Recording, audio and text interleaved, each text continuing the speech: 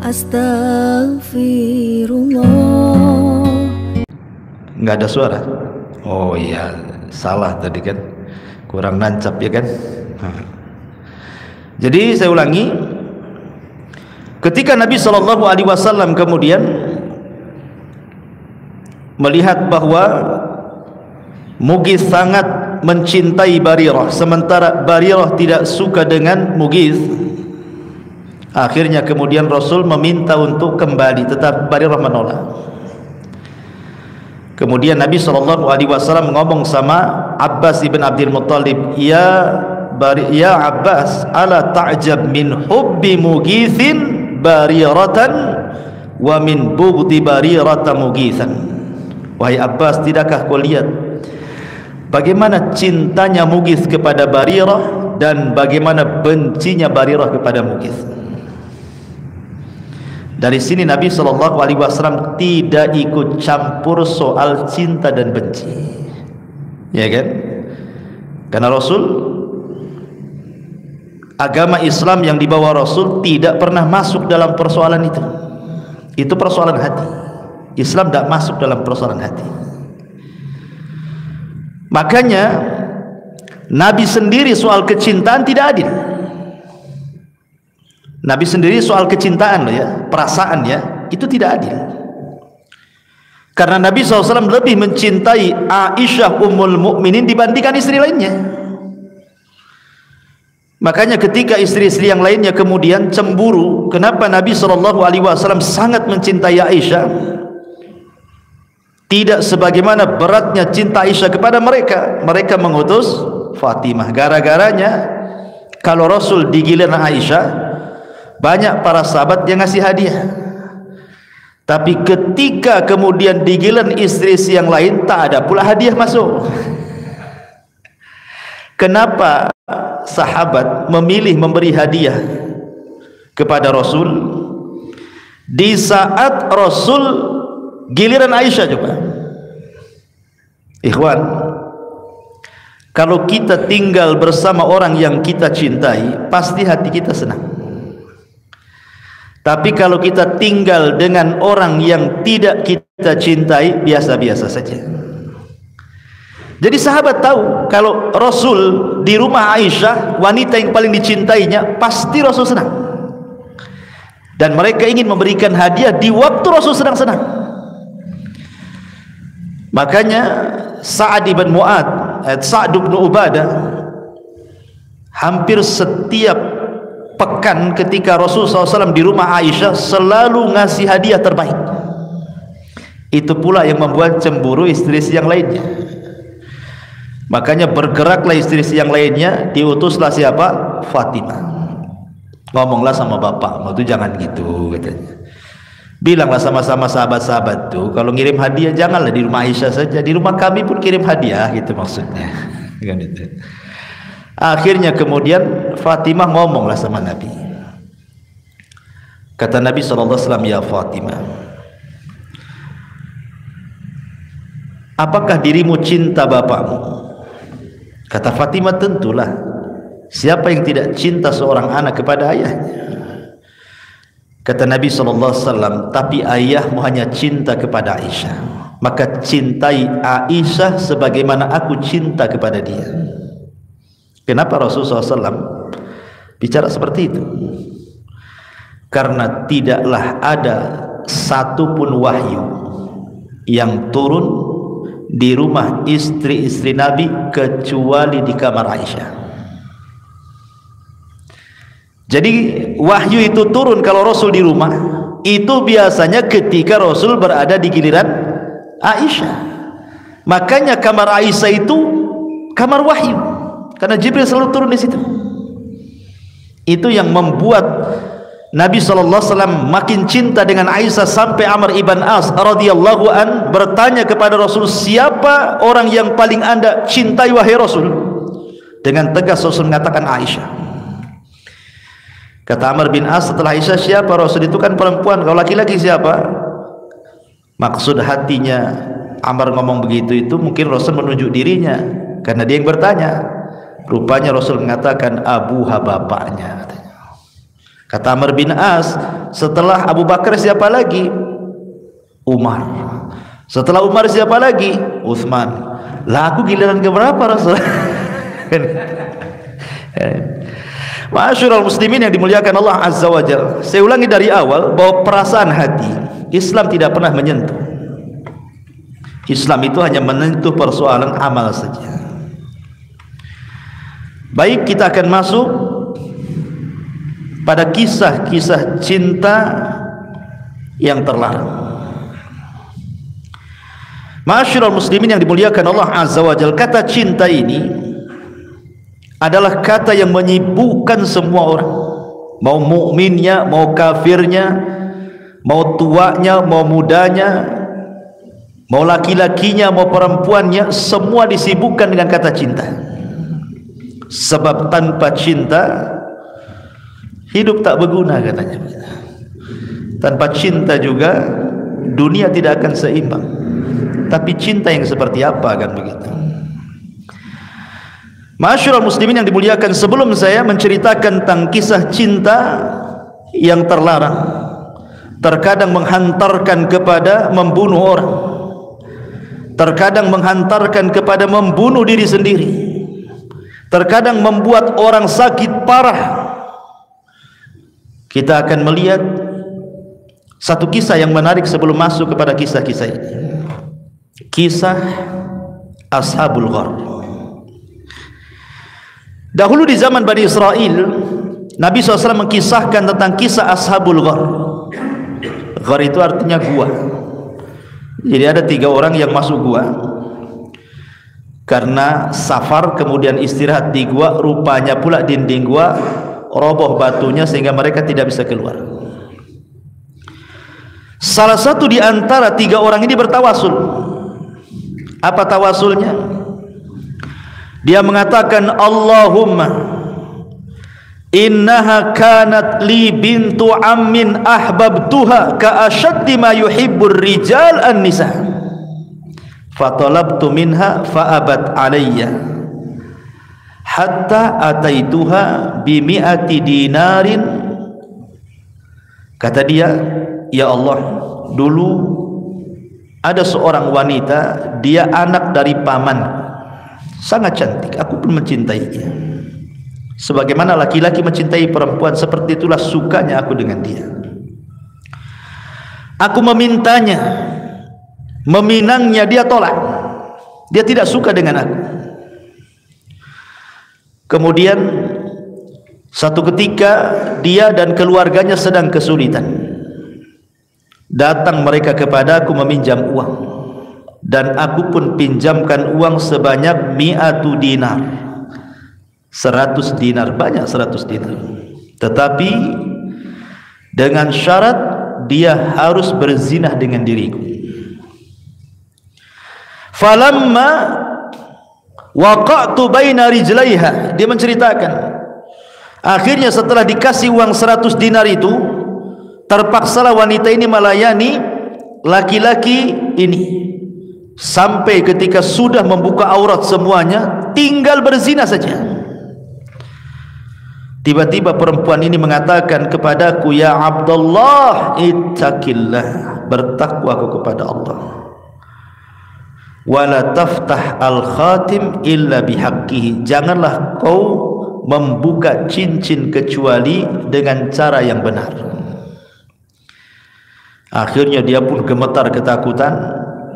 Kemudian dia pun tidak jadi berzina. Dia berikan uang 100 dinar itu, kemudian dia pergi. Kemudian dia mengatakan, ya Allah, kalau ini sebuah pahala, iffah diriku, penjagaan diriku, maka tolong bukakan pintu gua itu. Akhirnya tergeser pintu gua itu. Ya, ma'asyiral muslimin yang dimuliakan Allah Azza wa Jalla. Contoh yang kedua, ini contoh ini di zaman Nabi. Ada seorang sahabat namanya Marthad ibn Abi Marthad. Sahabat namanya Marthad ibn Abi Marthad. Di zaman jahiliyah, Marthad ini punya pacar namanya Anak. Dan di zaman jahiliyah itu biasalah kan, mereka memang berzina, minum khamr, Itu sudah biasa orang-orang jahiliyah itu. Jadi Marsad ini sangat cinta sekali dengan anak ini, dan biasa bersenang-senang di zaman jahiliyah. Tiba-tiba hidayah Islam masuk, Marsad pula masuk Islam, anak pula tak mau masuk Islam. Ketika hijrah, Marsad hijrah, anak pula tak mau hijrah karena juga tidak mau masuk Islam. Akhirnya bertahun-tahun, entah berapa tahun tak ketemu, Marsad pun sudah melupakan si anak ini, karena dia sudah dapat Islam kan gitu. Tak mungkinlah berhubungan lagi, karena dia seorang musyrikah dan belum menikah. Lah Marsad ini dikenal dalam sejarah orangnya pemberani, dan dia tahu jalan yang baik antara Mekah dan Madinah. Dia tahu tuh jalan-jalan tikus, sudah tahu dia. Pokoknya kalau dia melarikan diri dari Mekah ke Madinah itu nggak mungkin tahu orang-orang Quraisy itu. Dia ahli jalan. Jadi ketika kemudian banyak peperangan antara Islam dengan kaum muslimin, banyaklah orang-orang Islam Madinah itu ketahuan dibawa ke Mekah. Dan Marsad pun meminta kepada Rasul agar dia membebaskan tawanan itu, katanya. Jadi sendirian dibebaskan tuh. Satu nanti dilepas, bawa, sembunyikan, bawa ke Madinah. Itu. Jadi memang dia pintar itu si Marsad, sampai dipuji oleh Nabi SAW. Satu malam, entah kenapa Allah takdirkan, saat dia membebaskan satu tawanan itu, di tengah jalan pula jumpa dengan anak yang sudah lama enggak ketemu tuh, ya, pacarnya dia di zaman jahiliyah itu. Tiba-tiba kata anak, "Anta Marsad?" Engkau Marsad dia, katanya. Udah lama tuh gak ketemu kan, tapi masih kenal namanya pacarnya. Kata Marsad, "Apakah engkau anak?" "Iya, saya anak," katanya. Udah kayak reuni saja tuh. Akhirnya kemudian kata anak, "Ya Marsad, aku sungguh merindukan kamu. Kemana saja dirimu? Bagaimana kalau satu malam ini mampirlah di rumahku, bersenang-senang seperti dulu." Diingatkan masa jahiliyah tuh. Kalau antum diingatkan masa jahiliyah kayak gitu, nggak peduli janggut lagi antum. Ya. Akhirnya kemudian kata Marsad, "Haram, tidak boleh. Aku ini agama Islam, kamu musyrik. Dalam Islam agamaku mengharamkan zina. Aku tidak mau." Kata anak, "Ya Marsad, lailah faqat." Satu malam saja, kan dah lama kita tak ketemu. A'udzubillah, dia mengatakan, "Aku berlindung kepada Allah, satu malam pun aku tak mau." Padahal dalam hati Marsad ini masih suka dengan anak, tapi terhalang dengan agama.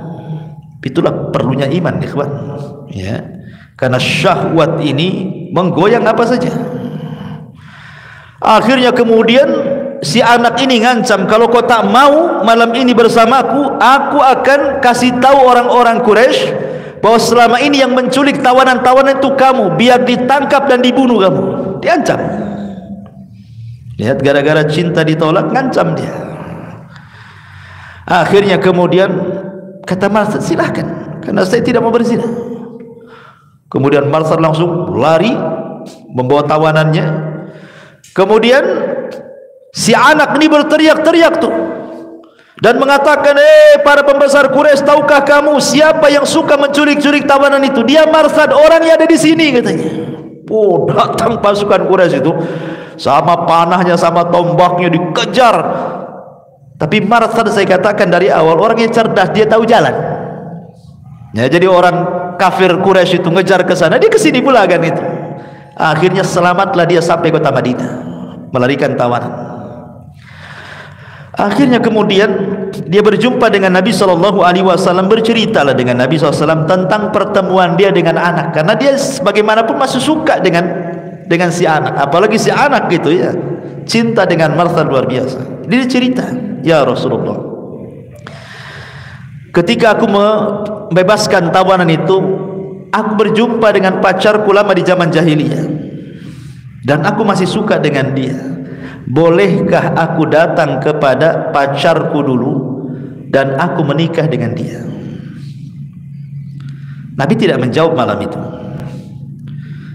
Kemudian malam berikutnya Martha datang lagi bertanya dengan hal yang sama.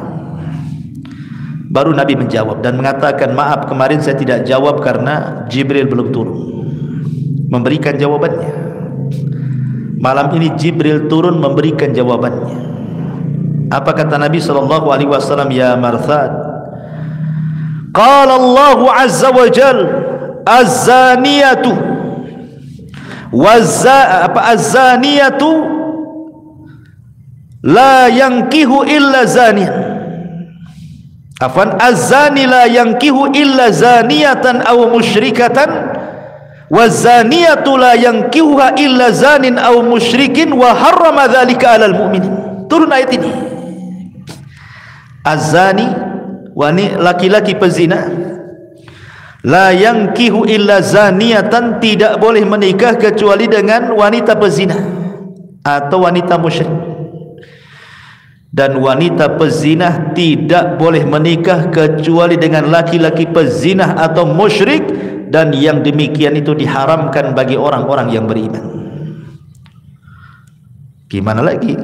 Ayat sudah turun. Mau cinta segede gajah pun ayat sudah turun, tak bisa kecuali anaknya masuk Islam, kan itu ya. Apalagi wanita pezinah ya. Dari sini Martha berusaha untuk melupakan si anak itu. Nah ini kan mantap nih cinta yang seperti ini ya. Ada lagi satu kisah di zaman dulu, dikisahkan oleh Al-Imam Ibnul Qayyim rahimahullahu ta'ala. Jadi anna fatan minal ubad, jadi dahulu di zaman dulu itu ada seorang anak muda rajin ibadah. Masya Allah, ibadahnya luar biasa. Karena Bani Israel terkenal kalau cerita-cerita ahli ibadah itu luar biasa mereka itu. Entah kenapa ahli ibadah ini, dia melihat ada seorang wanita, suka pula dengan wanita itu. Tapi dia mencoba ingin menghalalkan wanita itu. Dia datang kepada ayahnya dan meminangnya. Tapi ayahnya menolaknya. Dipinang lagi, ditolak lagi. Dipinang lagi, ditolak lagi. Berkali-kali meminang, berkali-kali pula ditolak. Ya, mau apa kan? Walaupun dia sudah cinta dengan laki-laki itu, wanita dengan perempuan itu juga cinta dengan dia, tapi terhalang dengan orang tuanya, tak bisa juga. Dari sini risalah kepada siapa? Kepada orang tua. Kalau kita punya anak gadis, nampaklah ada bujang, dia soleh dan berakhlak, kata Rasul, nikahkan dengan dia. Kalau tidak, masalah. Akhirnya ma'asyiral muslimin yang dimuliakan Allah azza wa jal, laki-laki soleh ini di zaman dulu akhirnya tak mau lagi melanjutkan percintaannya. Dia mau dengan cara halal, ditolak, tidak mungkin pula dengan cara haram, kan gitu. Tapi si gadis ini nekat. Akhirnya dia mengirim surat kepada si laki-laki tadi. Dalam isi suratnya dia mengatakan, fa in syi'ta fataqaddam, kalau engkau mau silahkan wahai fulan, kapan pun kau mau aku akan datang ke rumahmu, kita bersenang-senang. Karena orang tuanya sudah mengizinkan. Akhirnya kemudian anak muda ahli ibadah ini tidak mau, bahkan dia kirim surat balasan. Lihat bahasanya. Dalam surat balasan itu dia mencantumkan satu syair, as'aluhal halala wa tad'u qalbi ila ma la uridu minal harami kadda'i ala fir'auna ilaihi wa yad'unahu nahwal athami fadhalla mun'iman fil khuldi yas'a wa dhallu fil jahimi wa fis saqami. Orang dulu kalau balas surat kan pakai pantun lah kalau bahasa kitanya ya. Kalau anak muda zaman dulu kalau balas surat itu kan pantun-pantun tuh. Bacanya saya sampai pingsan tuh. Tengok pantunnya kan. Jadi dia mengatakan as'aluhal halal, aku sudah meminta dengan cara halal, sementara dirimu memanggil untuk yang haram, katanya.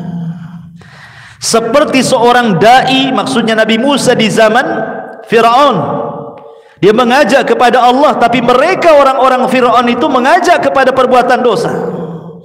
Maka orang-orang yang beriman akan tetap kekal di surga yang diusahakannya, dan mereka Fir'aun dan keluarga yang kufur akan masuk ke dalam neraka jahanam.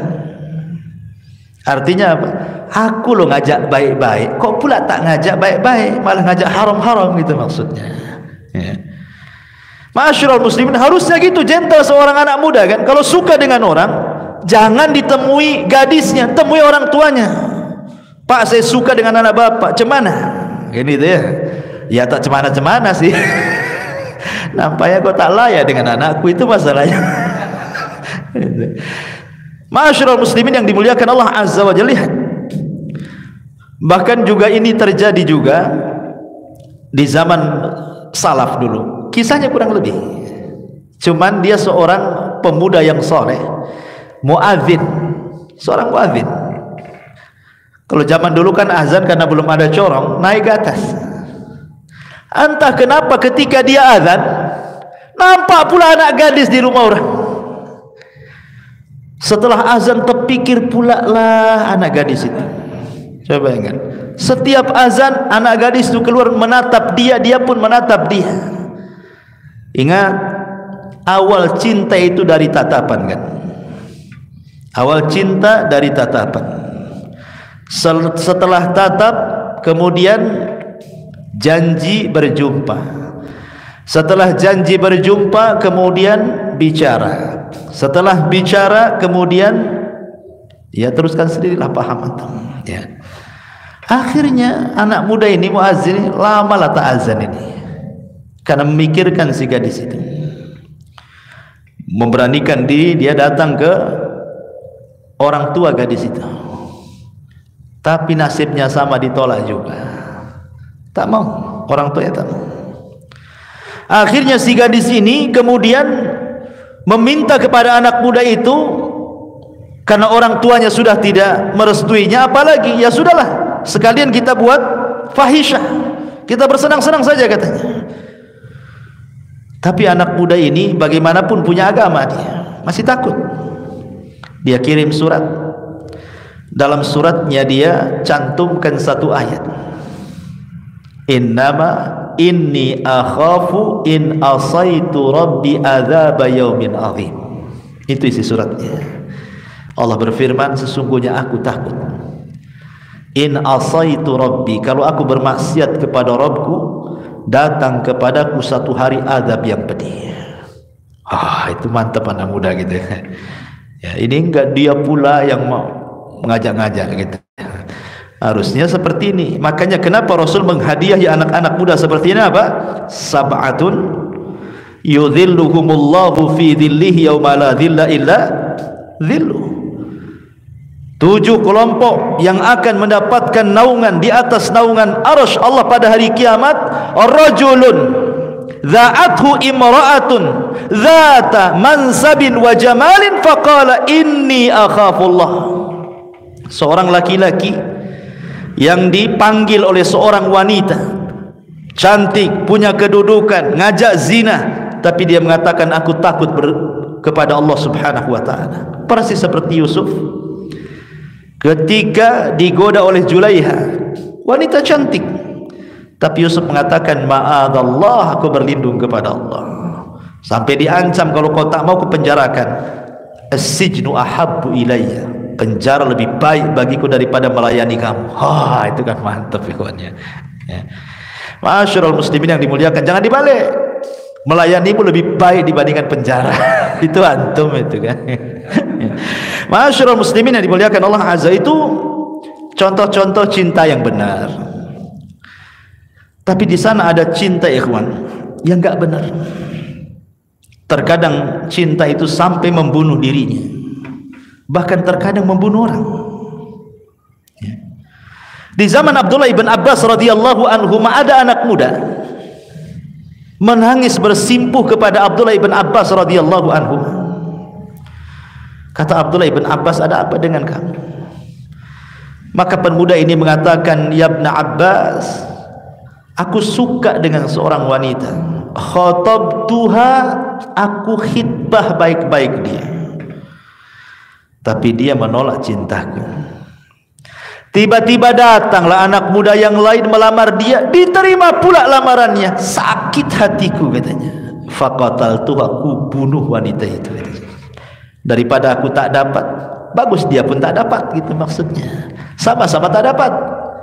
Faqataltu, aku bunuh dia. Apakah aku ada tobat karena sudah membunuh orang yang kucintai?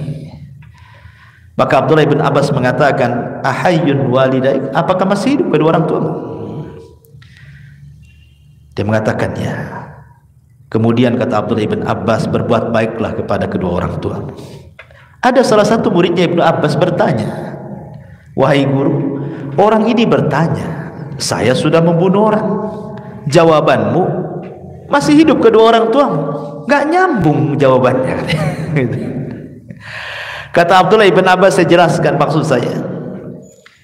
Allah subhanahu wa ta'ala berfirman, innal hasanat yudhibnas sayyiat. Kebaikan itu bisa menghapus keburukan. Dan di mataku tidak ada kebaikan yang paling besar melebihi anak berbuat baik kepada orang tuanya. Boleh jadi kalau dia bertobat sudah membunuh orang, kemudian dia baik dengan orang tuanya, kebaikan kepada orang tuanya bisa menutupi dosa pembunuhannya. Gitu maksudnya. Tapi di sini lihat, gara-gara cinta apa? Membunuh. Betapa banyak hari ini orang cemburu dibunuh kan? Belum pun menikah, dia sudah bunuh pacarnya.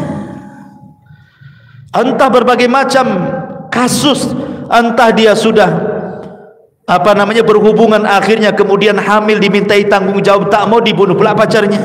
Kan aneh kan? Berarti cintanya itu hanya syahwat saja. Dan banyak kasusnya, ada yang bunuh diri dua-duanya karena enggak direstui, yang perempuan enggak direstui keluarganya, yang laki-laki juga sama, sepakat ke hotel minum racun, dua-duanya mati. Itulah kadang-kadang cinta ini bisa bunuh orang. Ma'asyiral muslimin, ada satu kisah namanya kisah Urwah dan Afra. Kisah Urwah dan Afra. Dikisahkan Urwah ini ya'ishu fi baiti ammihi. Jadi Urwah itu hidup di rumah pamannya. Walidu Afra ba'da wafati abi. Karena ketika itu dia meninggal, bapaknya meninggal, sehingga dia akhirnya ngikut sama pamannya. Lah kebetulan pamannya ini punya anak gadis, namanya Afra, ya. Jadi Urwah hidup sama pamannya, di rumah pamannya pula ada anak gadis, gitu ceritanya. Sebenarnya mereka berdua itu dari kecil sudah kenal, karena memang satu rumah. Akhirnya hidup sampai akhirnya besar, tertanamlah kecintaan Urwah kepada Afra dan Afra kepada Urwah ini. Akhirnya kemudian dia ingin meminang anak gadis pamannya ini. Kata pamannya, enggak apa-apa, kamu akan dikawinkan dengan putriku, tapi syaratnya engkau harus membayar sekian-sekian maharnya. Ma'ruf kalau di Arab kan ngeri-ngeri kalau nikah kan, makanya banyak bujang-bujang lampu karena enggak sanggup bayar mahar kan. Padahal para ulama mereka sudah berusaha memfatwakan supaya murah, tapi keterkalahkan adatnya kan itu. Akhirnya okelah kalau gitu, dia pun berusaha untuk mencari uang untuk mahar kepada pamannya itu, biar bisa menikahi anaknya. Masalahnya uang yang begitu besar itu tidak bisa dicari seminggu, 2 minggu, sebulan, 2 bulan, itu tidak bisa, harus bertahun. Pergilah dia cari pekerjaan. Subhanallah, setelah namanya mengejar cinta itu pasti sungguh-sungguh, gak akan malas, karena ada tujuan ingin meraihnya kan gitu. Seperti kisah Nabi Yakub saat dia hendak menikah dengan Rahil, anak pamannya. Kata bapaknya Rahil, Laban itu, boleh kau menikahi anakku, tapi kau bekerja 7 tahun menjadi penggembala kambing-kambingku. Kata Nabi Yakub, gak apa-apa. Rupanya 7 tahun jadi penggembala kambing, merawat kambing pamannya. Setelah 7 tahun dia minta sama pamannya, saya sudah 7 tahun bekerja kepadamu, kau janji akan menikahi Rahil denganku, katanya. Rupanya kata Laban pamannya, tidak bisa. Syariat zaman dulu, kalau kakaknya belum menikah, adiknya tidak boleh nikah. Itu masalahnya.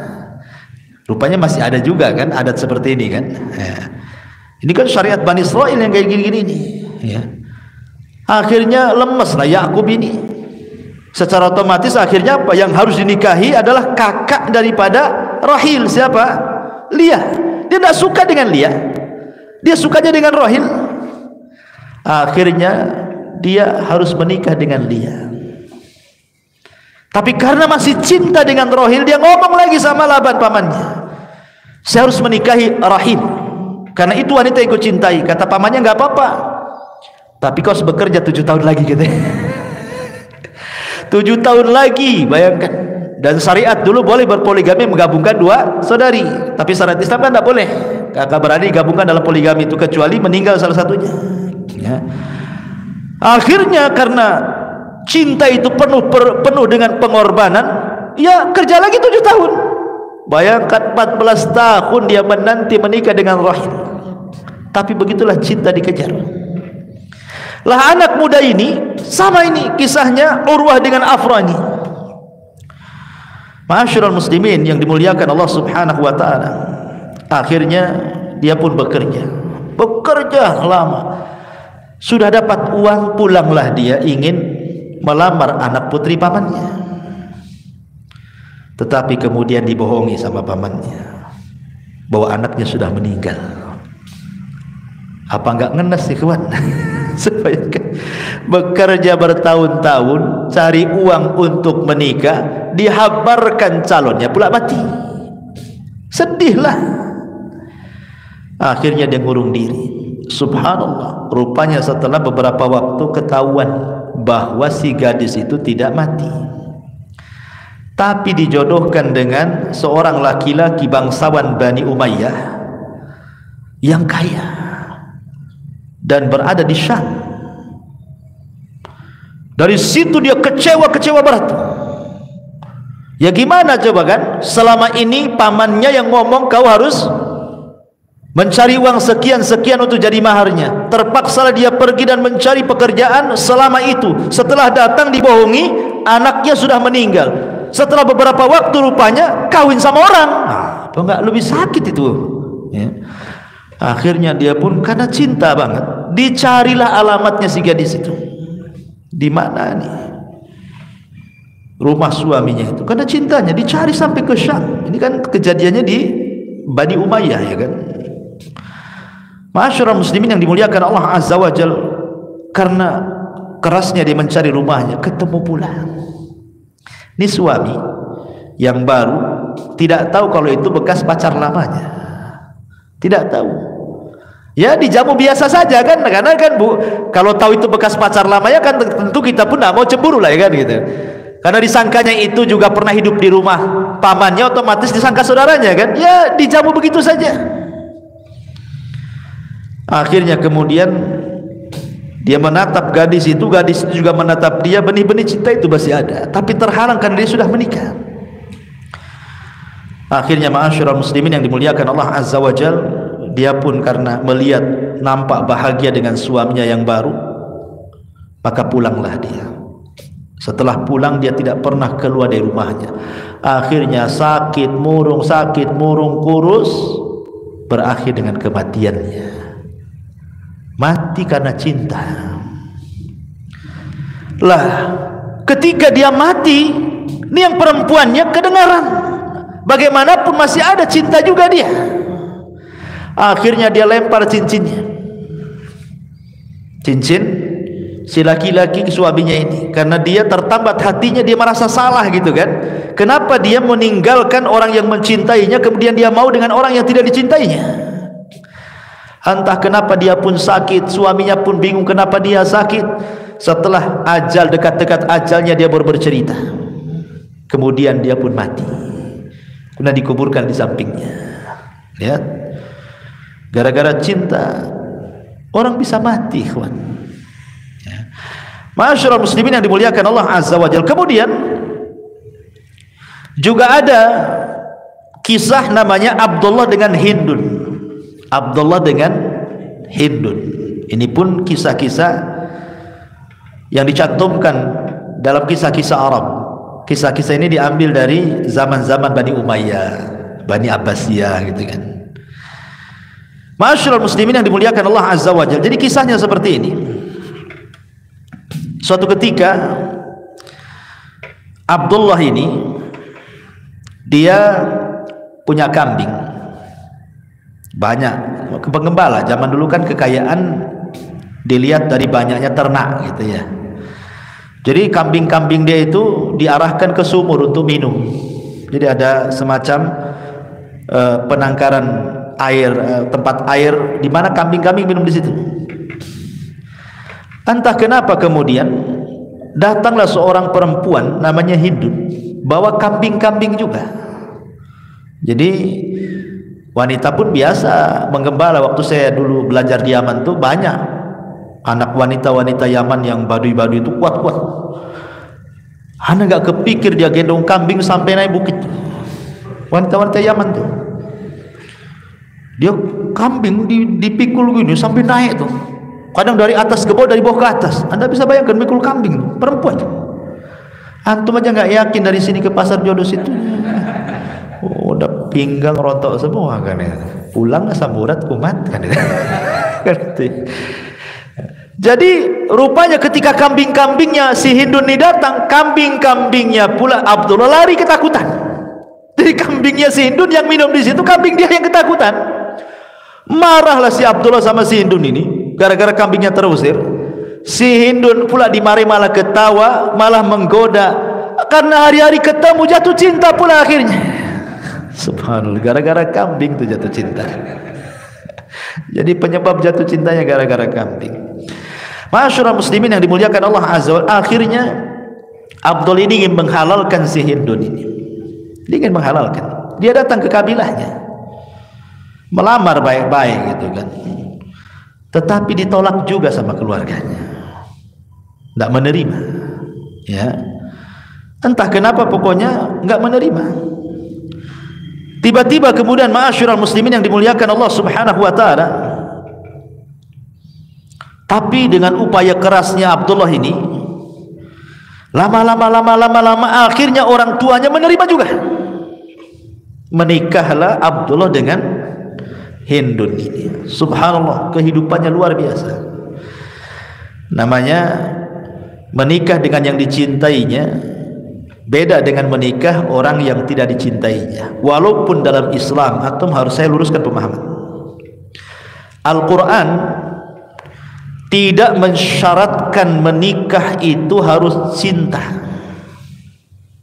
karena cinta itu adalah hibah dari Allah, bukan kita yang merangkainya. Lain dengan kasih sayang. Kalau kasih sayang, kita yang merangkainya. Boleh jadi cinta sudah hilang, tapi ada kasih sayang. Cinta sudah tidak ada, tapi karena sama-sama sudah tua, suami istri, nanti kalau saya cerai macam mana anak-anaknya, masih sayang lihat anak-anaknya kan, terpaksa dipertahankan walaupun rumah tangganya kayak perang dunia ketiga, hari-hari bertengkar ya. Tapi kalau cinta tidak. Cinta itu yang merangkai Allah. Makanya apa kata Al-Quran? Wa min ayatihi an khalaqalakum min anfusikum azwaja litaskunu ilaiha wa ja'ala bainakum mawaddata wa rahmah. Dan Allah jadikan kalian mawaddah, perasaan cinta. Jadi cinta dalam Islam itu terbentuk setelah menikah, bukan sebelum menikah. Karena terkadang kita dijodohkan, oh ada akhwat bagus di sana, kemudian kita ta'aruf, ya kan? Ta'aruf begitu saja, mandang satu kali saja. Habis itu besoknya dibilang cocok nggak? Ah cocoklah katanya.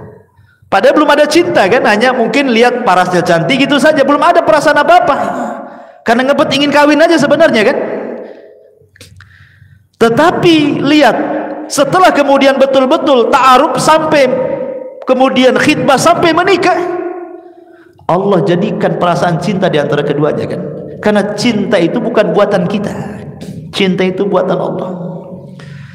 Makanya kenapa di permulaan ayat Allah mengatakan wa min ayatihi, dan dari tanda-tanda kuasa Allah. Jadi cinta itu kuasa Allah. Tidak mesti kemudian orang menikah itu didahului cinta gitu ya. Karena ada satu kisah seorang syekh bercerita. Kisah ini terjadi di Riyadh. Jadi ada anak muda ini, ya layaknya anak muda, masih jahat lah, masih suka mabuk gitu ya, pokoknya kehidupan malam biasa. Cinta pula dengan seorang wanita. Wanita ini kurang lebih saja akhlaknya. Akhirnya si pemuda ini ngomong sama orang tuanya. Dia ngomong, saya ingin menikahi wanita itu. Kata orang itu nggak bisa, aku nggak rela katanya. Akhirnya laki-laki ini karena orang tuanya melarang, dia nurut sama orang tuanya, akhirnya nggak menikah. Sampai Allah takdirkan dia bertobat. Dia bertobat. Setelah dia bertobat, dia lupakanlah pacar dulunya. Akhirnya kemudian dia terpikir ingin menikahi wanita baik-baik. Dapat informasi dari kawannya, oh di sana ada wanita multazimah, wanita yang baik, wanita yang dididik di atas agama. Akhirnya dia memberanikan datang untuk ta'aruf dengan wanita itu. Ketika sudah nazar pertama, tidak ada perasaan apapun. Jadi melihat calonnya ini kan nggak pernah ketemu, hanya nazar satu kali, seperti dia melihat saudarinya saja, nggak ada syahwat, nggak ada apa-apa. Tapi setelah melihat itu, malamnya dia berdoa kepada Allah dan mengatakan, ya Rabb, aku menikah ini karena lillah, karenamu, bukan karena apa-apa. Dan aku menikah ini karena ingin mempraktikkan sabda nabimu, fadfar biddati din taribat yada, ambil yang baik agamanya, engkau akan bahagia. Kemudian dia tidur. Paginya dia bangun, entah kenapa hatinya tiba-tiba penuh dengan cinta, pengen menikah dengan wanita itu. Padahal kemarin waktu melihat tidak ada perasaan cinta, sama sekali nggak ada. Jadi dia melihat, dia kayak melihat saudarinya, nggak ada perasaan apa-apa. Tapi malamnya dia berdoa, ya Allah, aku menikah itu betul-betul karena mengharap redamu, karena mempraktikkan sunnah nabimu, fadfar bidati din taribat yadak. Tidur, tiba-tiba paginya kepengen kalau pagi itu dia menikah juga. Entah kenapa cinta itu tiba-tiba Allah kasih. Dia langsung ngomong sama orang tuanya, mah ayo lamar, sekarang juga nikah katanya. Takut kena dosa lama-lama. Betapa banyak orang-orang yang tidak ada cinta di awal, tapi setelah menikah timbul pula cinta, kan? Karena cinta itu adalah hibah dari Allah. Jadi bukan syarat orang menikah itu harus cinta dulu, kan? Karena Al-Quran terbalik setelah 100%. Justru terkadang tidak ada cinta sebelumnya, setelah nikah kemudian cinta, karena cinta itu terbangun dari pernikahan. Maksudnya cinta yang benar, bukan cinta kaleng-kongguan, bukan cinta kaleng-kaleng, tidak ya. Ma'asyiral muslimin yang dimuliakan, kembali kepada kisah ini. Akhirnya subhanallah, Abdullah dengan Hindun ini hidup lamalah suami istri. Allah tidak kasih keturunan. Ya biasalah kan, namanya orang nikah itu kan kadang dikasih keturunan, kadang tidak, kan begitu. Lama tak kasih keturunan. Sementara orang tua Abdullah ini kepengen kalau seandainya punya cucu, kan gitu ya, untuk meneruskan kabilahnya. Karena ini kan anak pembesar, sana pun anak pembesar masalahnya. Akhirnya disuruh menikah dengan wanita lain dan menceraikan Hindu supaya punya keturunan, maksudnya. Karena dipaksa sama keluarganya, sama kabilahnya Abdullah ini, dan dia nggak mau pisah dengan Hindu. Terpaksalah akhirnya dia pun menuruti apa kata-kata orang tua dan kabilahnya. Diceraikannya pula si Hindun ini, padahal lagi cinta-cintanya, lagi senang-senangnya dengan istrinya. Akhirnya dia pun menikah dengan wanita lain. Ma'asyiral muslimin yang dimuliakan Allah Azza wa Jalla. Tapi masalahnya setelah wanita lain, karena juga menikah dengan wanita yang tidak dicintainya, kan nggak bagaimana gitu ya. Antum cinta dengan istri dipaksa untuk pisah, tiba-tiba dijodohkan dengan orang lain yang antum tidak suka, kan beda rasanya. Gimana perasaannya, kan beda gitu ya. Akhirnya Allah takdirkan dia pun tidak lama menikah, bercerai juga. dengan yang barunya, karena dia terpikir dengan istri yang lama gitu kan, dan dia pengen kembali. Tapi Allah takdirkan istrinya pula sudah nikah dengan orang. Karena melihat suaminya menceraikan dan nikah lagi, otomatis kan dia tidak bisa lagi ngambil suaminya, dia harus menikah lagi. Ketika dia dengar menikah lagi, setelah dia sakit, tidak mau makan, tidak mau minum, akhirnya Allah takdirkan mati juga dia. Mati karena cintanya. Cinta ini bisa membunuh, ikhwan. Ya. Tapi yang lebih parah lagi, cinta ini bisa membuat orang murtad.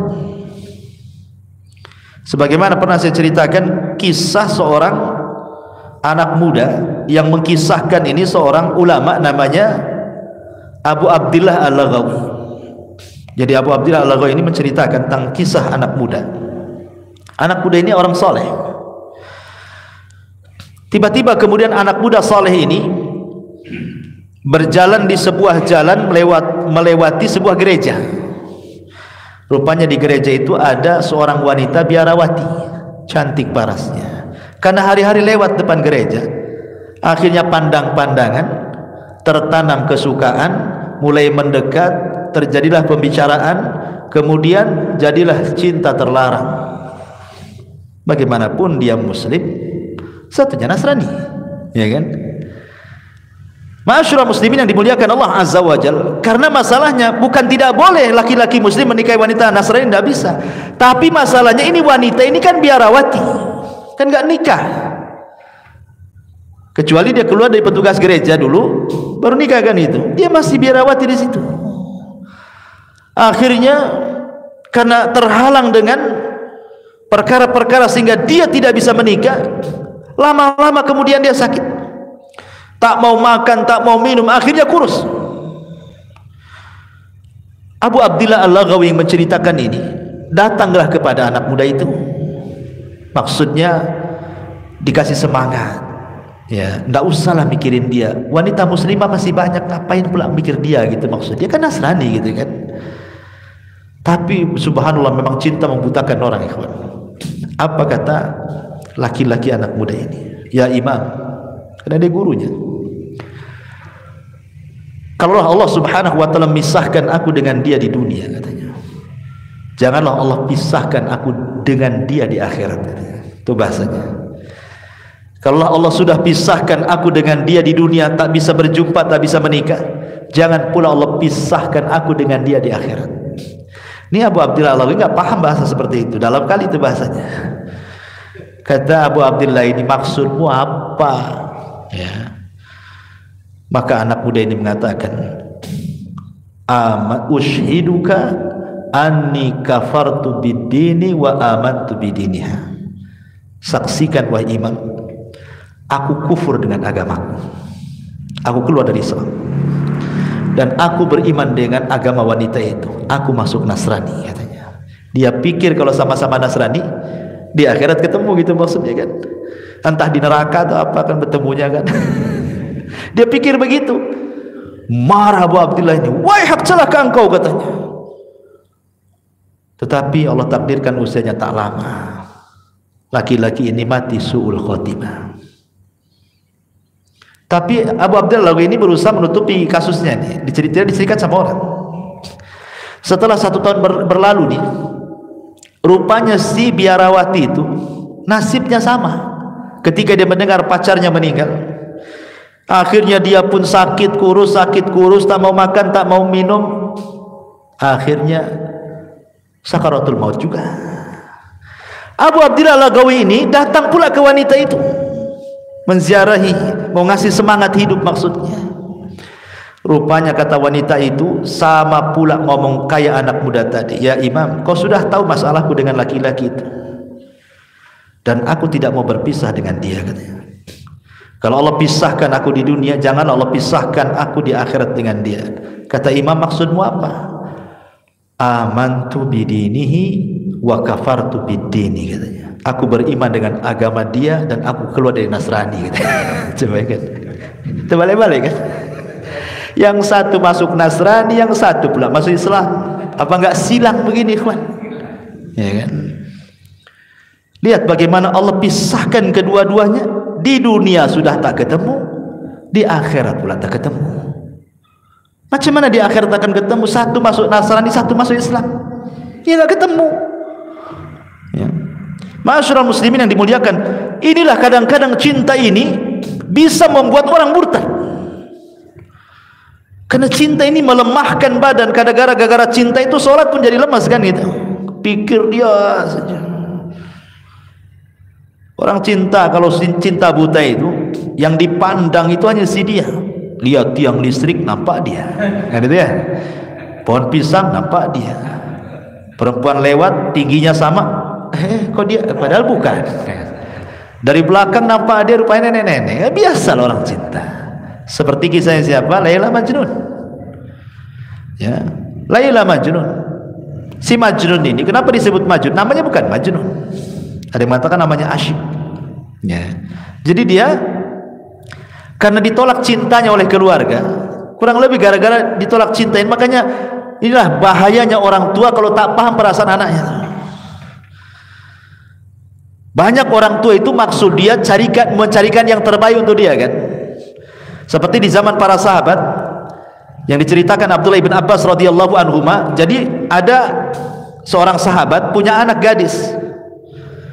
Anak ini dirawat dia dan yatim, anak yatim. Dia ngambil anak kecil perempuan, dirawat dia sampai besar, anak yatim ini sampai gadis. Kemudian pengen menikah. Ada dua laki-laki yang melamarnya, satu kaya, satu miskin. Sahabat ini datang kepada Nabi SAW. Ya Rasulullah, aku punya anak yatim yang kubesarkan sekarang mau menikah. Sekarang ada dua laki-laki yang melamarnya, satu kaya, satu miskin. Aku suka yang kaya, dia pula suka yang miskin, katanya. Gimana nih? Maksudnya kan orang tua itu kalau kaya nanti biar gak susah gitu kan. Tapi kalau anak gadis itu kan mikirnya bukan kaya, cinta dulu kan gitu. Aku suka dengan dia. Apa kata Rasulullah? Lam yura lil mutahabaini mithlun nikah, katanya. Aku tidak pernah melihat seseorang yang memadu kasih dan saling mencintai seperti seseorang yang menikah, katanya. Maknanya apa? Rasulullah ngomong begini, biarkan dia yang mengarungi rumah tangga, bukan kamu gitu. Kalau dia milih yang itu, terserah dia yang mau menjalani, bukan kamu yang mau menjalani, gitu maksudnya kan ya. Dia yang tahu mana yang dicintai, mana yang tidak. Rasul mengatakan seperti itu. Jadi si asyik ini karena ditolak cintanya sama keluarganya, jadi dia tak mau lagi melihat wanita lain, tak mau lagi. Jadi yang terpikir itu si Laila saja. Apalagi kalau datang malam suka dia, tapi kalau siang tak suka. Kenapa? Karena bahasa Arabnya kalau malam itu sama dengan nama pacarnya. Apa bahasa Arabnya malam? Lail, katanya. Ah, itu nama pacarku, katanya. Siang nahar, oh bukan nama pacarku, katanya. Jadi kalau malam dia suka. Ah, ini katanya Laila datang, katanya. Kalau siang tak suka dia. Maka disebut Majnun, gila. Jadi suatu hari dia safar, berburu ke hutan. Lapar, cari makan, berburu, cari ke hutan. Rupanya adalah kijang itu lewat, dibidik dia sama panahnya, kena pula kakinya, robohlah kijang itu. Diambil pisaunya, hampir mau disembelih, ditatap pula mata kijang itu baik-baik. Kok matanya sama dengan Laila, katanya. Dilepas lagi kijang itu, gara-gara matanya sama dengan Laila. Coba logika Ikhwan, mana ada mata kijang dengan mata orang sama? Mata kijang gede, mata orang kecil, mana bisa disamakan tuh? Karena cintanya dengan Laila sampai dia matanya tuh diperhatiin, kok seperti mata Laila, katanya. Subhanallah, dilepas pula kijang itu. Maka disebut Majnun tuh. Ini Majnun, gara-gara cinta disebut Majnun. Gila orang ini, katanya ya. Ma'asyiral, dia begitulah cinta, menggilakan orang. Ma'asyiral muslimin yang dimuliakan Allah Azza wa Jalla. Tapi cinta juga terkadang ada pengorbanan. Ingat kisah sahabat Rasul, sahabiah Rasul, namanya Ummu Sulaim. Ummu Sulaim ini dia adalah ibunda dari Anas ibn Malik radhiyallahu anhu. Suaminya namanya Malik ibn Nadhr, kafir. Dia tidak suka dengan istri masuk Islam. Ketika punya anak, Anas masih bayi, suka ditalkin sama Ummu Sulaim, manas-manasi suaminya. Nah, asyhadu an la ilaha illallah wa asyhadu anna Muhammadar Rasulullah. Apa enggak bising tuh suaminya masih kafir? Ditalkin-talkin syahadat sama Ummu Sulaim tuh anaknya itu di depan suaminya. Makin bencilah suaminya karena masih musyrik dia. Tidak suka dengan lafaz itu. Akhirnya dia pergi berdagang ke Syam. Allah takdirkan matilah di jalan suaminya Anas bin Nadhr itu. Malik ibn Nadhr itu. Menjandalah Ummu Sulaim ini dan punya anak satu, Anas bin Malik. Banyak sahabat yang melamar tapi kurang cocok gitu. Biasa kan, nggak semua lamaran itu diterima. Kalau tak cocok gimana pula kan. Rupanya datang seorang laki-laki sudah ganteng, kaya, dihormati, ada nasab, ada dunia, masya Allah sahabat ini. Tapi masih kafir dulunya, namanya Abu Talha radhiyallahu. Ini masih kafir ceritanya. Datang ke Ummu Sulaim karena sudah cintanya dengan Ummu Sulaim itu. Karena dulu di zaman jahiliyah kan belum ada hayat hijab, jadi sudah kenal sebenarnya kan itu. Walaupun sudah masuk Islam ada hayat hijab kan. Hayat hijab pun adanya di Madinah, berarti ketika kejadian di Mekah kan belum ada. Ketika berada di Madinah, Abu Talha ini nampak parasnya Ummu Sulaim karena belum ada datang hayat hijab. Sukalah Abu Talha dengan Ummu Sulaim ini. Tetapi kemudian setelah dilamar, Ummu Sulaim menolak. Padahal kalaulah ada gadis yang dilamar Abu Talha, enggak ada gadis yang menolaknya, sudah ganteng kaya. Apalagi di zaman sekarang ganteng itu nomor 100, yang penting kaya kalau perempuan di zaman sekarang kan. Enggak apa-apa hitam celeng, enggak apa-apa.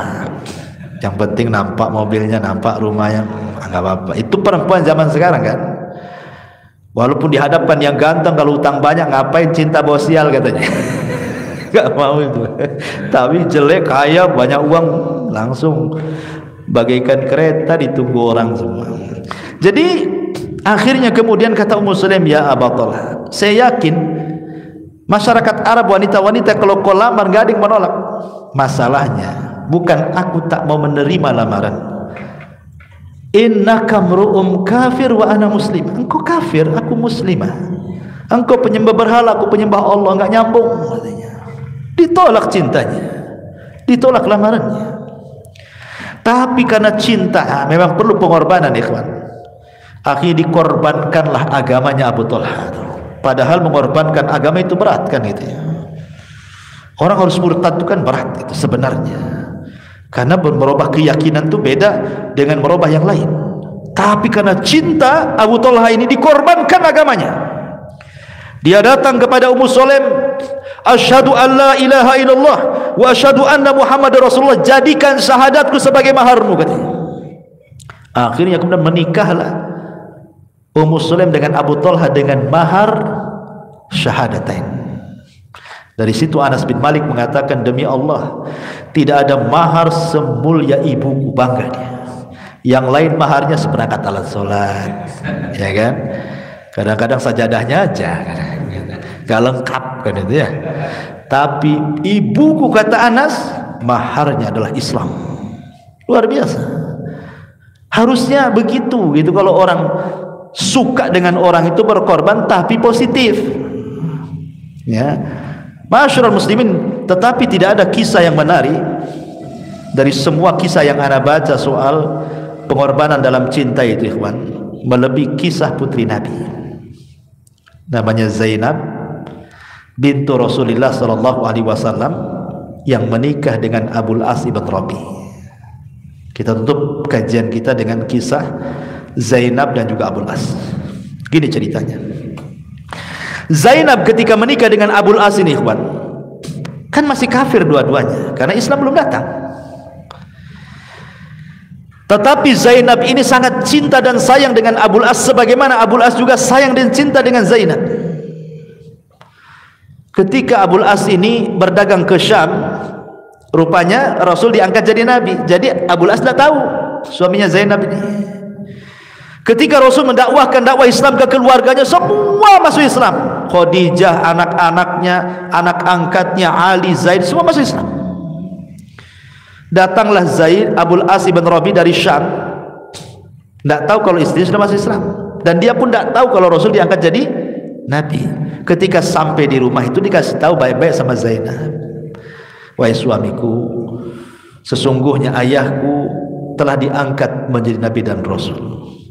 Aku sudah beriman dengan dia dan tidak mungkin aku dustakan perkataannya. Aku kenal siapa bapakku. Asli, masuklah kau ke dalam agama bapakku, katanya. Oh, marah Abul As. Enggak mau saya. Kenapa Abul As? Kau tidak mau? Apa kata dunia, kata dia. Abul As masuk Islam gara-gara istrinya. Aib, katanya. Masa seorang suami kalah dengan istrinya? Tak mau saya. Kadang-kadang gengsi. Ya, nanti disangka suami-suami takut istri pula, katanya. Aku tak mau.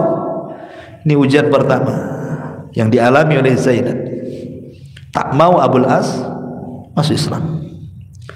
Ujian yang kedua datang hijrah pula. Semua sahabat dan kaum muslimin dan Rasulullah hijrah dari Mekah ke Madinah. Zainab diuji nih, betul-betul diuji nih. Apakah dia harus pilih suaminya ataukah dia harus pilih Rasul dan para sahabat dan kaum muslimin hijrah juga ke Madinah? Tapi karena cintanya Zainab dengan suaminya, dia minta kepada Rasul untuk diizinkan tinggal bersama suaminya. Dia korbankan agamanya. Tak apa-apalah aku tinggal di sini. Yang penting aku bersama suamiku dan anakku. Rasul mengizinkan. Kemudian semua hijrah, dia tetap bersama Abul As karena cinta. Ya. Kemudian ujian yang ketiga, terjadi perang Badar. Terjadi perang Badar. Abu Jahal memaksa anak-anak muda Quraisy untuk terlibat kalau tidak diancam. Abul As tidak mau, tidak harus ikut di barisan tentara Abu Jahal. Yang dilawan siapa? Mertuanya Nabi SAW, ayahanda Zainab, istrinya. Ketika berangkat pasukan orang Quraisy, Zainab menangis tengah malam. Dia mengatakan, ya Allah, bagaimana kalau ayahku meninggal atau suamiku yang meninggal? Ini kan bingung nih. Dua-duanya manusia yang dicintainya. Yang satu bapaknya, yang satu suaminya. Maka dia terus berdoa kepada Allah dan mengatakan, Allahumma fadli abi, Allahumma ansur li abi wahfal li zawji, katanya. Ya Allah, tolonglah ayahku, jaga suamiku. Gimana lagi doanya? Ya Allah, tolonglah bapakku, jaga suamiku. Akhirnya terjadi perang Badar. Kaum muslimin pula menang. Datang ujian yang keempat. Tapi agak senang sedikit Zainab. Kenapa? Karena suaminya tidak mati dibunuh.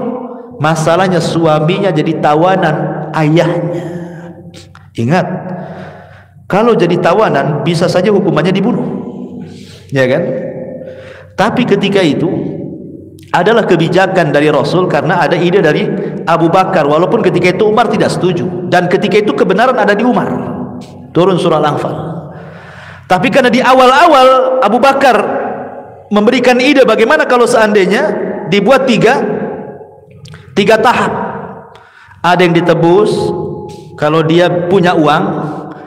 Kalau dia tidak punya uang dan punya ilmu menulis dan mengajar, dia mengajar 10 anak kaum muslimin setiap satu tawanan. Kalau tidak bisa, tetap dia jadi tawanan kaum muslimin, jadi budak. Lah kaum kufar Quraisy itu yang menjadi tawanan Badar itu semua menebus. Rasul duduk, datanglah harta dari Quraisy menebus entah saudaranya, entah bapaknya, entah anaknya, entah pamannya. Masalahnya Zainab ini diuji, dia orang miskin, dia tidak punya uang untuk menebus suaminya. Pakai uang pakai apa coba? Apalagi dia tahu dia seorang wanita muslimah, tidak mungkin orang-orang untuk membantu dia. Apalagi Abul As itu tahu dia suami dia, mana ada kabilah membantunya. Terpaksalah dia memandang kalung yang dipakainya. Boleh jadi kalung ini bisa menebus suamiku. Padahal kalung itu adalah satu-satunya harta yang dipakai Zainab, hadiah dari ibundanya tercinta Khadijah saat malam pernikahan dia dengan Abul As bin Rabi. Paksalah dicopot tuh kalungnya, kemudian dikirim ke kota Madinah. Sampai di kota Madinah Rasul duduk. Ada orang datang bawa tebusan, nebusi anu, datang bawa tebusan, nebusi anu, bawa datang. Terakhir ada pula datang membawa tebusan. Ini tebusan untuk Abul As ibn Rabi'. Terpikir siapa lagi kalau bukan putrinya Zainab, ya kan? Akhirnya diserahkanlah kemudian satu kis kresek bahasa kitanya, kemudian diserahkan kepada Rasul. Pas dibuka oleh Rasul, kaget dia. Kenapa? Karena isinya kalung dan teringat dengan Khadijah. Diambillah kalung itu sama Nabi, dibolak-balik, kadang dicium-cium, dibolak-balik, dicium-cium, tanpa terasa Rasul menangis. Ya. Sahabat heran, kenapa gara-gara pegang kalung Rasul nangis? Sehingga sahabat mengatakan, wa ma yubkika ya Rasulullah. Rasul, kenapa Anda menangis wahai Rasul? Maka Nabi SAW mengatakan sambil memegang kalung dan mengangkat di hadapan para sahabat, hadzal iqd. Tahukah kamu kalung ini? Ahdat Khadijatu li Zainab lailata zafafiha, katanya. Ini kalung, kata Rasul, adalah kalung yang dihadiahkan Zainab, yang dihadiahkan Khadijah, istri yang tercinta, untuk putrinya Zainab di malam hari menikahnya dia dengan Zaid, dengan Abul As bin Rabi', katanya. Kata Nabi SAW, kalau kalian mau, boleh enggak kalung ini dikembalikan? Tetap Rasul walaupun pemimpin, bukan serta-merta asal mengambil tebusan, kan gitu. Tetap minta kepada para sahabat, bagaimana ide mereka? Kata Rasul, kalau kalian mau, bisa enggak kalung ini dikembalikan kepada pemiliknya? Lepaskan suaminya.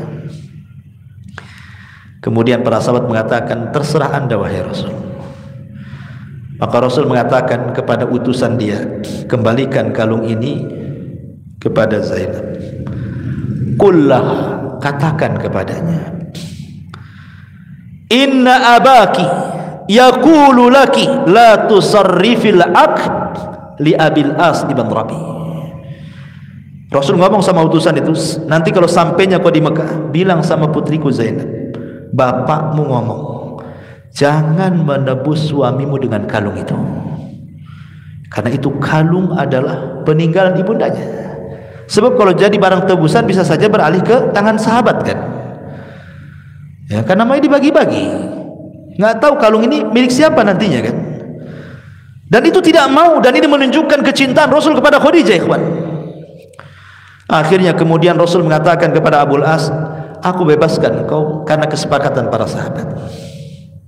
Tapi saya minta, ini ujian paling berat bagi Zainab nih.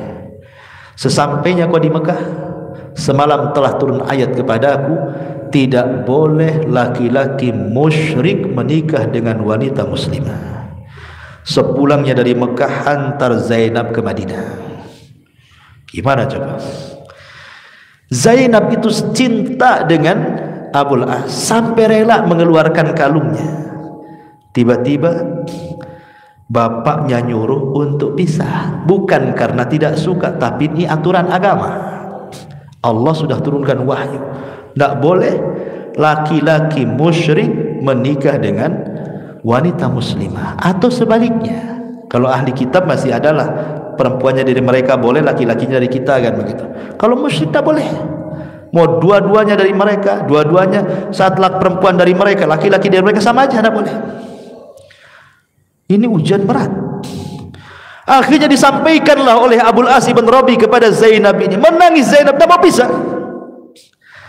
Tapi memang gimana, ini ada aturan agama, ya terpaksa harus samina wa ata'na, kan? Secinta apapun Zainab kepada Abul As dan secinta Abul As kepada Zainab, tetap harus pisah. Ini agama yang memisahkan, bukan Nabi.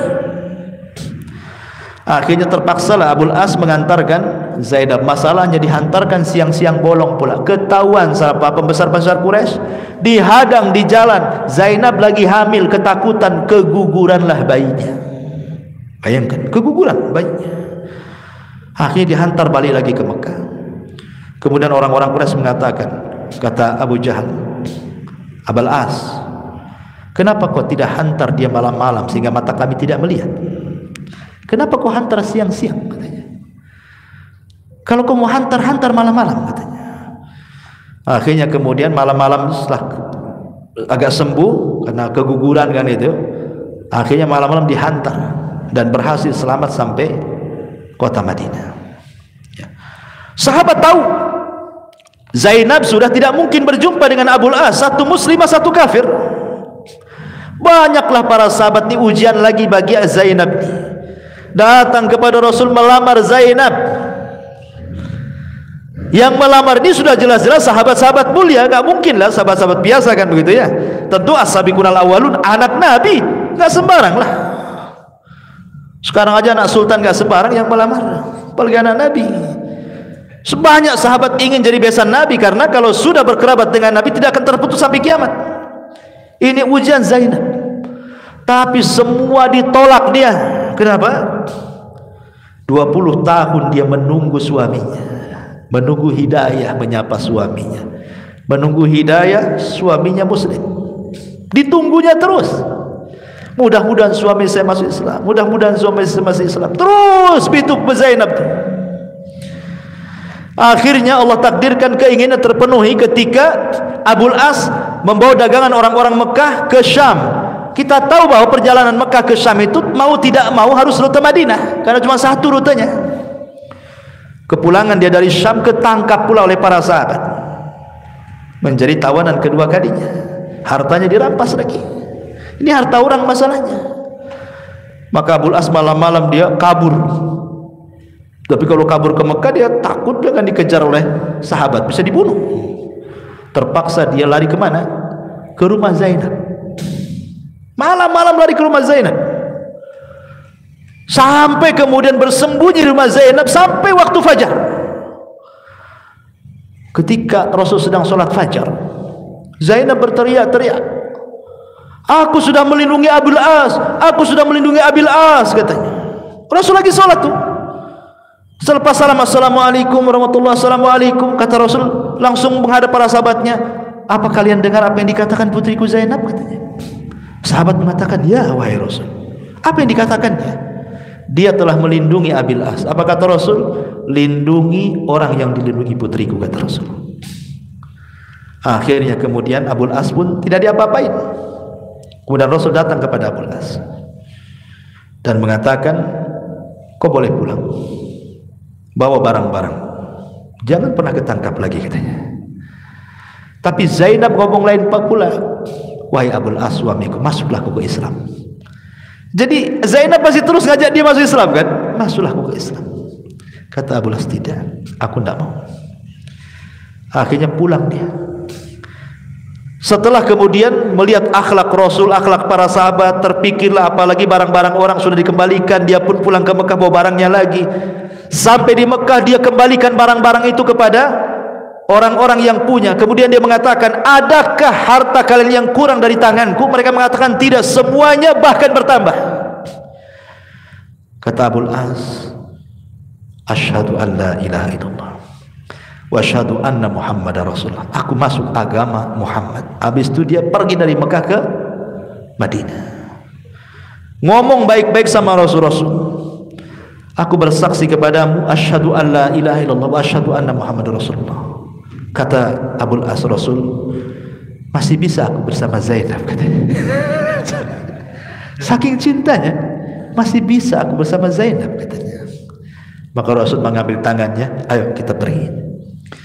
Sampai kepada Zainab, "Zainab, ini suamimu, terima." Dari sini menunjukkan kalau dulunya orang kafir menikah masuk Islam tak usah lagi harus membuat akad baru gitu, maksudnya sudah dijadikan suami istri. Umpamanya orang Hindu, orang Buddha masuk Islam, dua-duanya tidak ada nikah lagi, sudah sah gitu maksudnya.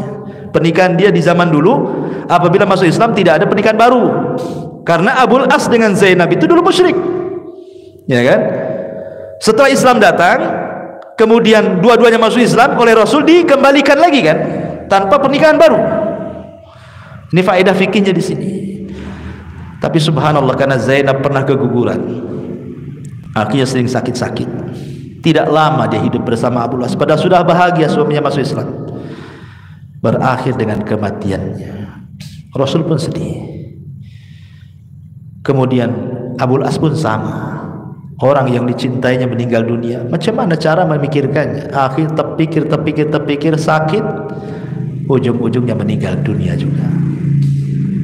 Allah pisahkan karena Zainab dengan Abul As, Allah pisahkan karena Allah. dan Allah pertemukan keduanya juga karena Allah Subhanahu wa taala di surga. Jadi di sini menunjukkan bagaimana Zainab memberikan contoh pengorbanan cinta, gitu maksudnya. Cinta dalam rumah tangga, cinta yang benar.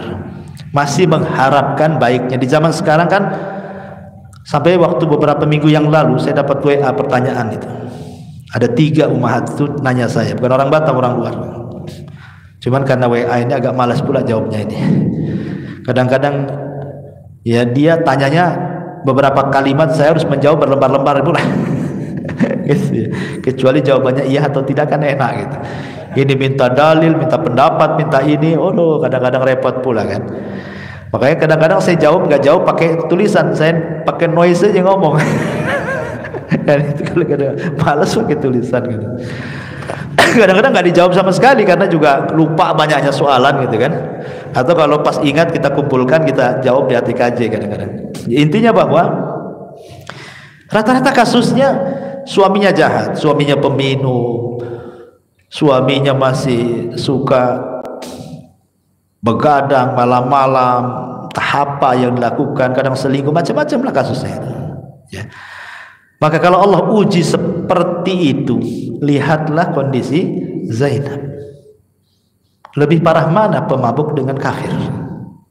Zainab ini kafir suaminya.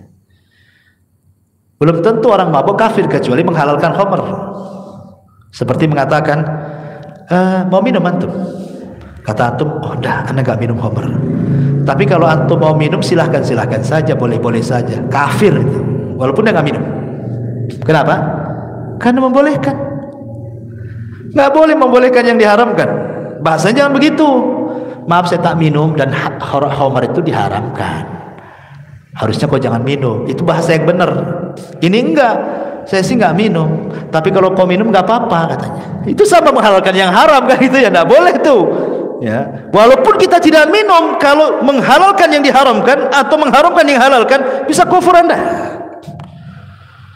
Masih mendingan minum tapi tahu dia haram, itu nggak haram, nggak keluar dari Islam. Dia masih mukmin, tapi naqisul iman, kurang imannya karena terkalahkan dengan hawa nafsunya kan. Daripada tak minum tapi membolehkan, itu bahaya tuh. Jadi terkadang ada seorang wanita-wanita tidak sabar mendoakan suaminya ataupun menasihati suaminya, padahal sudah anak-anaknya banyak. Nanti belum tentu kalau cerai seandainya pun dapat suami, belum tentu lebih baik daripada suami yang pertama kan. Walaupun sebenarnya dibolehkan bercerai kan, tapi kalau sudah ada anak-anak, ya, apalagi anak-anaknya banyak kan, harusnya kan berpikir gitu ya. Nah, terkadang ada wanita-wanita yang kurang akal, terburu-buru. Apalagi kalau hanya kasusnya mungkin sepele saja. Ya banyak gara-gara sepele tengkar minta cerai. Wah ini otaknya didengkul nih. Jadi di sini ma'asyiral muslimin yang dimuliakan Allah Azza wa Jalla, ini pentingnya kita memahami kata cinta, meletakkan cinta pada sesuatu yang sudah difitrahkan oleh Allah Azza wa Jalla kepada manusia. Wallahu a'lam. Sampai di sini, mudah-mudahan ada manfaatnya. Subhanakallah bihamdika asyhadu an la ilaha illa anta astaghfiruka wa atubu ilaik. Allah ta'ala. Assalamualaikum warahmatullahi wabarakatuh.